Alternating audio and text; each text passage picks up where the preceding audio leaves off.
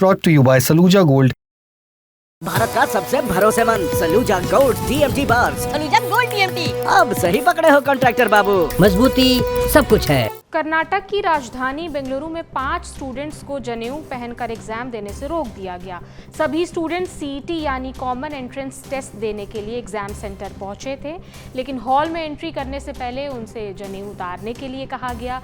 ये सब कुछ 24 अप्रैल को हुआ, जिस दिन सीईटी एग्जाम का पहला दिन था। परिवार वालों की शिकायत पर पुलिस ने एफआईआर दर्ज कर ली है। इस मामले में फिलहाल कॉलेज के 3 प्रोफेसर्स को भी सस्पेंड कर दिया गया है।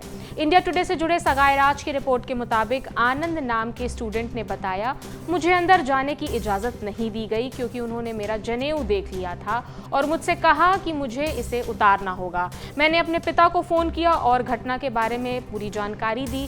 मेरे अलावा लगभग 7 और स्टूडेंट्स भी इसी तरह जनेऊ पहने हुए थे। उन्होंने भी अपना जनेऊ उतार दिया। मैंने भी उसे उतार दिया क्योंकि मेरे पास कोई और ऑप्शन नहीं था।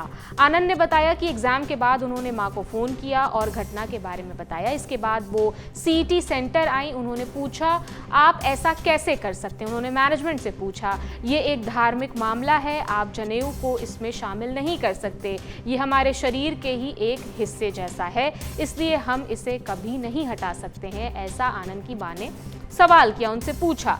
मीडिया में एक दूसरे स्टूडेंट ने बताया, जब मैं एग्ज़ाम सेंटर पर गया तो टीचर्स ने मेरी कान की बाली उतरवा दी।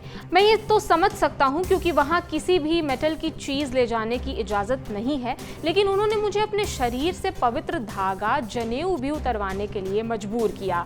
इस घटना के बाद माता पिता सीईटी सेंटर पहुँचे और उन्होंने इस कार्रवाई के पीछे के मकसद पर सवाल उठाए। उन्होंने तर्क दिया कि जनेऊ न हटाने के लिए पहले से ही निर्देश दिए गए थे। कर्नाटक सरकार ने इस मामले की जाँच के आदेश दे दिए हैं। कर्नाटक के उच्च शिक्षा मंत्री एमसी सुधाकर ने इस घटना को दुर्भाग्यपूर्ण बताया। उन्होंने कहा, मुझे संस्थान से पहले ही एक लेटर मिल चुका है जिसमें बताया गया है कि उन्होंने 3 लोगों को सस्पेंड कर दिया है। उन्होंने आज ही ये जानकारी हमारे विभाग को भेजी है। बेंगलुरु में मीडिया से बात करते हुए मंत्री ने कहा कि मैं व्यक्तिगत रूप से इस मामले को पूरी गंभीरता से ले रहा हूं। मैंने विभाग के अधिकारियों को पहले ही निर्देश जारी कर दिए हैं। उन्होंने ये भी कहा कि एक समीक्षा की जाएगी ताकि जिम्मेदार लोगों के खिलाफ कानून के तहत कड़ी से कड़ी सजा तय की जा सके।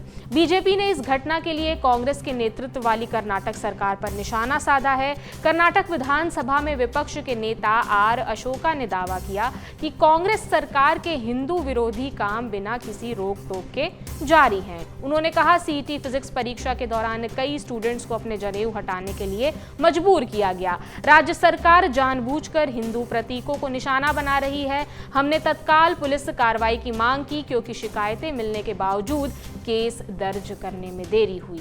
बीजेपी सांसद तेजस्वी सूर्या ने भी राज्य सरकार पर हमला बोला है। मीडिया से बात करते हुए उन्होंने कहा, हर बार वही तरीका अपनाया जाता है। किसी को सिर्फ इसलिए निशाना बनाया जा रहा है क्योंकि वो हिंदू धर्म का कोई प्रतीक या परंपरा धारण किए हुए है। ये सब कांग्रेस पार्टी की सांप्रदायिक राजनीति को बढ़ावा देने के लिए जानबूझकर किया जा रहा है। आज जो कुछ हुआ वो स्टूडेंट्स के मानवाधिकार का गंभीर उल्लंघन है। छात्रों को सीईटी परीक्षा देने के लिए अपना जनेऊ हटाने पर मजबूर किया गया है। पुलिस ने इस मामले में भारतीय न्याय संहिता यानी बीएनएस के तहत सांप्रदायिक सौहार्द बिगाड़ने से संबंधित धाराओं के तहत एक एफआईआर दर्ज कर लिया है। मामले की जांच की जा रही है। इस मामले से जुड़े जो भी अपडेट्स आएंगे हम आप तक पहुंचाते रहेंगे। इस पूरे विवाद पर आप अपनी राय हमें कमेंट सेक्शन में ज़रूर बताइए। मेरा नाम प्रगति है। बाकी देश और दुनिया से जुड़ी तमाम खबरों से जुड़े रहने के लिए देखते रहिए दी लल्लन टॉप। शुक्रिया।